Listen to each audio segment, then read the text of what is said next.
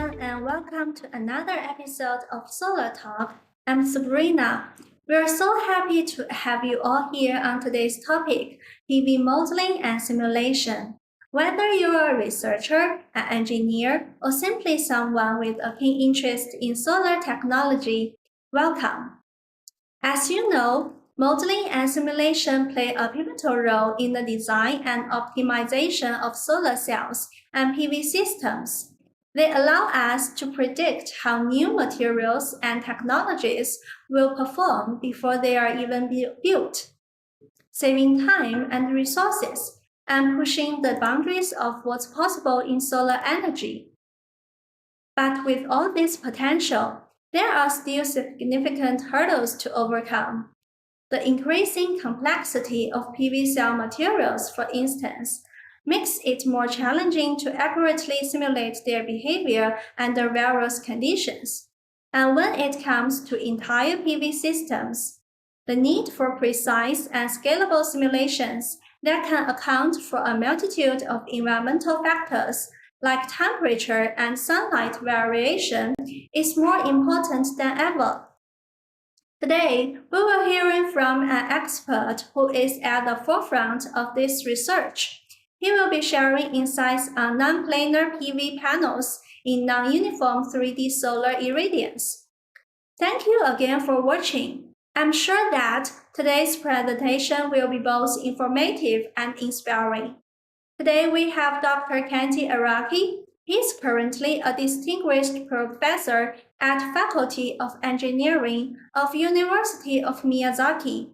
With extensive research experience, he has made significant contributions to the development of PV modeling and simulations.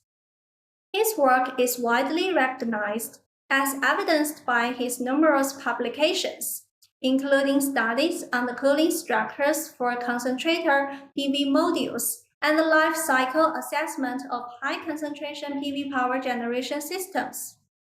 Professor Araki's research also plays a pivotal role in the practical application in various fields, including automotive applications and electric vehicles. Now let's give the floor to Dr. Araki. It is my great honor to be involved to the SolarB Global Talk session. Now, let me take you on an adventure to explore non-planar solar devices and non-uniform 3D solar irradiance. First, classical PV installation. The typical calculation for photovoltaic systems makes simplified assumptions such as no shadows, flat land, static installation, and uniform solar irradiance. However, these assumptions do not accurately represent real-world installation environments.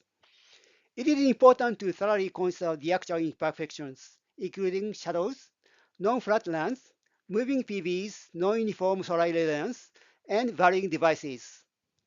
These factors are not sufficiently discussed yet, but they play a significant role in the real-world PV system installation.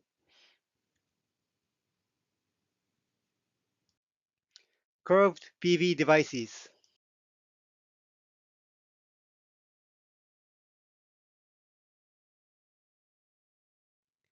Many PV formulas assume that the PV device is flat, but this assumption doesn't hold true for curved devices. The provided chart demonstrates the issue, showing the variation of the fill factor FF in different climates, clear sky days, and rainy or overcast days. The study examined the commercial PV module sold by a specific automobile manufacturer in Japan and made by a named PV manufacturer. The result revealed that on overcast and rainy days, the fill factor remained nearly constant and exhibited excellent values. However, on clear sky days, the fill factor sharply decreased and the sun's height dropped. This unexpected behavior of the curved PV devices challenges the basic assumptions made for flat surfaces. Consequently, it becomes difficult to predict outdoor power based solely on IV measurement results. Advanced mathematics is needed to address this issue. The second example involves an aircraft PV. The curve shape, including saddle-shaped curve, is more crucial than the vehicle-integrated PV. As a result, any unusual behavior is more evident. This specific example pertains to HAPS for 6G communication, flying over clouds. Initially, I anticipated that the output of the PV devices would be consistent and not fluctuate due to the absence of the shading from clouds. However, the actual power output was completely different. The output fluctuated and varied based on the position of the wings. It became clear that this was inherently behavior of the car PV devices, although it was surprising. Please be aware that the flight data cannot be disclosed at this time, so I will present the calculation result instead. The simulation results correspond well with the actual generated power. We also need to consider the non-planar shape of the PV devices when they are installed on a hilly, uneven terrain. The energy yield is likely to be different than the calculation using traditional method, and it may be lower. For instance, we could improve the energy yield by reducing unwanted shadows from trees. The question then arises, which trees should be removed while minimizing the impact to the environment? Additionally, it's worth considering adjusting the panel orientations to achieve the best balance between the cost and performance. Researchers in PV have a dream of having most electric vehicles powered by solar energy. To achieve this, they often consider the potential of VIPVs. However, the actual monitoring of solar resources or VIPV performance has fallen short of expectations. In one study, researchers recalculated the solar resources by taking into account of the shading environment around the vehicles. They were surprised to find significant variations in solar resources based on the streets in different areas in Japan. Similarly, a survey in Lisbon monitored the solar irradiance of the 300 cars owned by citizens and found wide variation in solar resources based on the streets on the car it traveled. These examples show that a simple no shadow model is not sufficient when considering the VIPV application. One of the strange behaviors that cannot be explained by classical PV calculation is dynamic or partial shading. The impact of partial shading is complex and varies depending on the type of the shading and the interconnection of the solar cells inside the module. The solar spectrum varies depending on the surrounding environment. This chart shows the changes in the solar spectrum measured using an array of photodiodes with different spectral sensitivities mounted on a car roof and scaled by average photon energy. As anticipated, the solar spectrum showed significant variations due to the differences in reflection from trees and buildings. This variability could potentially lead to losses from spectral mismatch for tandem solar cells. I received following questions from SolarB Global before making this presentation. For example, how do planar PV panels perform in non-uniform 3D solar irradiance compared to the traditional flat panels? The first one has answered, and the following questions are to be discussed in my talk. The modeling and calculation of the curved PV devices and non-uniform 3D solar irradiance are beyond the scope of the classical calculations. Let's try a different approach to the calculation. The differences are summarized in the table. The new calculations takes into account non-uniform shading on the hemispherical sky. It uses a shading matrix instead of the shading ratio scalar in the classical analysis. In the classic calculations, partial shading is calculated through time integration with weighting. In the new analysis, probability and expected values are used. Unlike the classical calculations, which assumes solar cells with a flat surface, the new calculation considers the solar cells with curved surfaces and analyzes them using differential geometry. The stress analysis in the classical calculation considers the bending load with a shim plate, whereas the new calculation considers the buckling and 3D bending. Ray tracing in the new model in a vector form, not a cosine. Finally, in the classical model, angular response and instant angle modification IAM are depicted as the curves by instant angle, while in the new calculations, they are represented as 4 tensor. The classic and widely accepted solar calculation method involves arithmetic with trigo functions such as sine, cosine, and tangent. The new approach utilizes vector computation. The classic calculation uses absolute ground coordinate systems. On the other hand, the new analysis uses a local coordinate system with 3D rotation. Many vehicles have curved roofs, and most VIPVs also have curved surfaces. However, curved PV systems generally perform less efficiently than flat PV systems for two main reasons. Firstly, the curved surface of the PV system has a smaller aperture area compared to the flat surface. Since the input power to the PV device is the product of the aperture area and the irradiance, the smaller aperture of the curved PV devices results in less input power. Additionally, the cosine loss of the curved surface varies at different points, causing the mismatching loss. Typical PV calculation assumes a uniform hemispherical sky without shadows, whereas the BIPV encounters non-uniform and frequent shadows with partial and dynamic shading.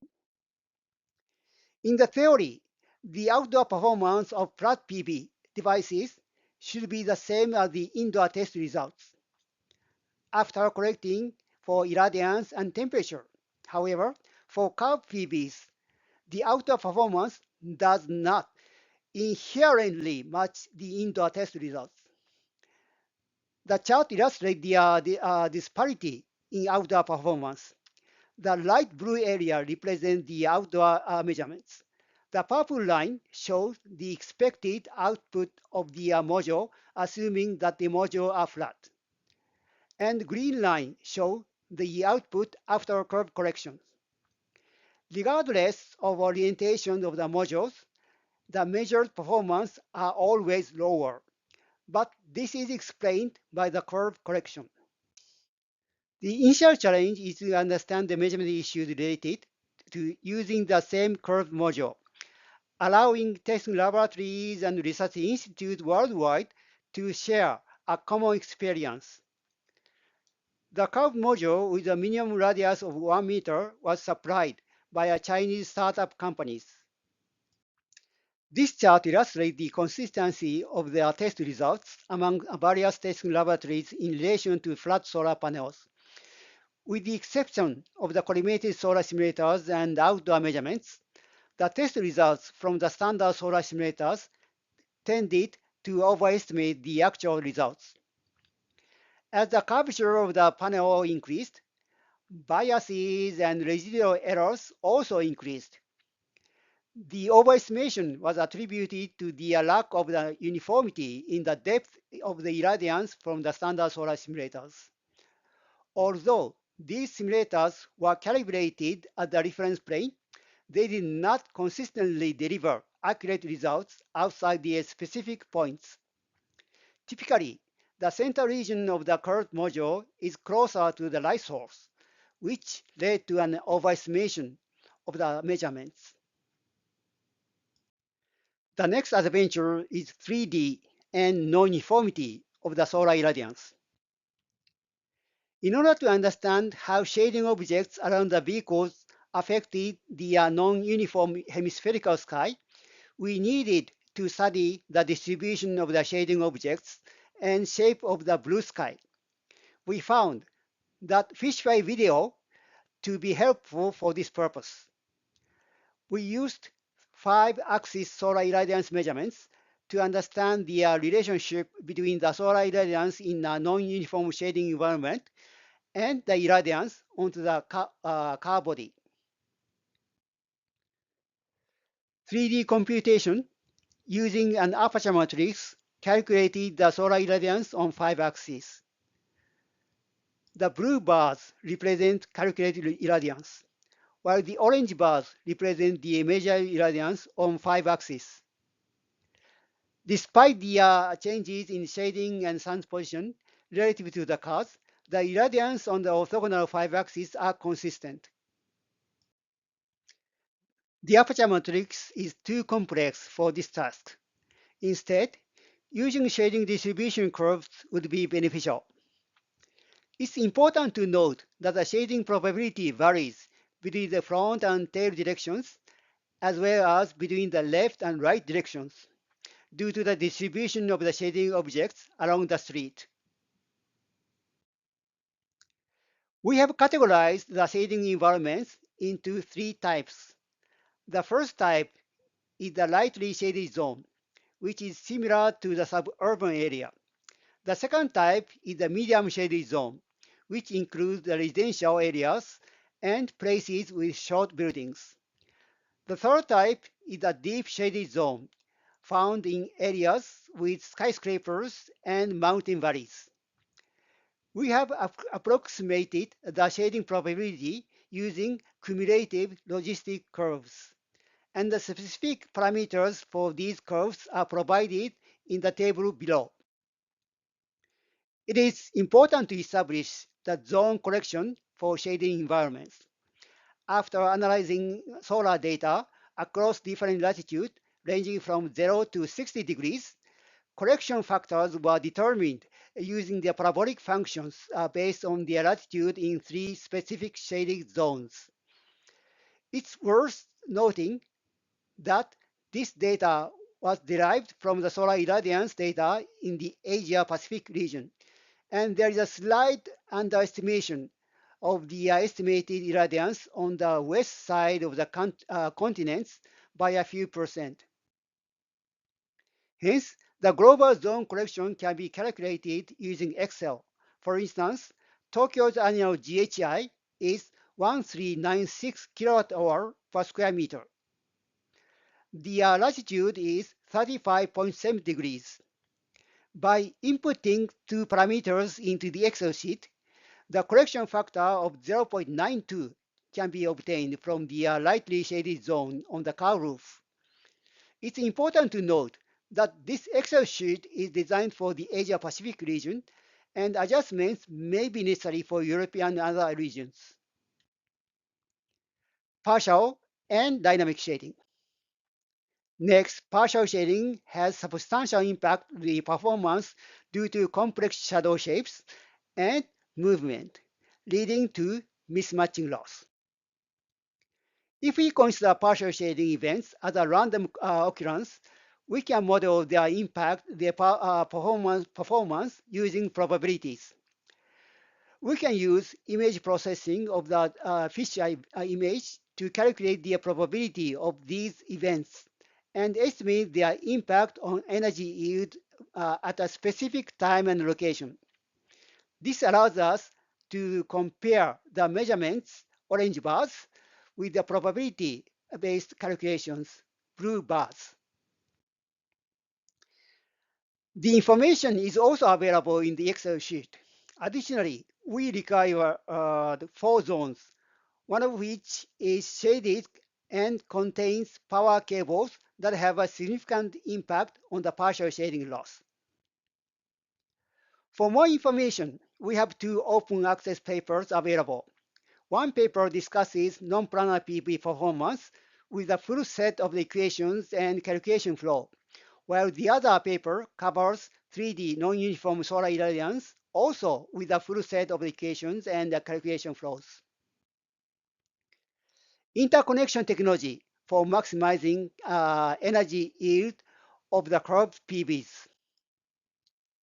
15 years ago, various methods interconnection were discussed to reduce the mismatching losses due to non-uniform solar irradiance and curved surfaces. Two types, bridge link and honeycomb link, demonstrated excellent performance. You can find detailed information in the papers reference on these slides. When addressing another question from SolarB Global about advanced materials or types of the solar cells, I would like to discuss the buffering configuration of organic-based solar cells, which do not utilize PN junctions, but instead employ a battery structure similar to the recent high-performance perovskite solar cells. In perovskite solar cells, there are parasitic batteries that store surplus carriers caused by mismatching and release them to buffer the mismatching. It's important to note that while I assume these superior characteristics, they have not been confirmed by experiments. Unfortunately, the perovskite community is closed off and we are not permitted to engage with them. Additionally, it should be noted that the superior performance is not due to the fantastic properties of the perovskite material, but simply the device structure.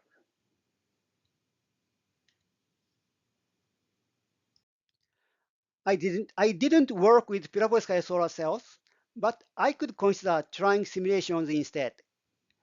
This information was presented at the previous PVSec conference in Shenzhen during perovskite session.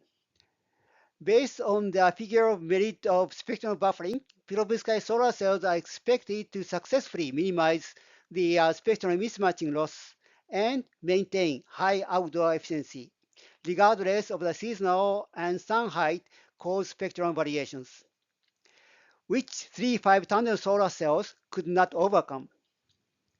Mismatching losses due to non-uniform solar irradiance and the curved surface of the PV devices are similar to the mismatching in the electrical circuit, indicating that the perovskite is expected to deliver excellent performance in curved PV and non-uniform solar irradiance. Curved PV customized design.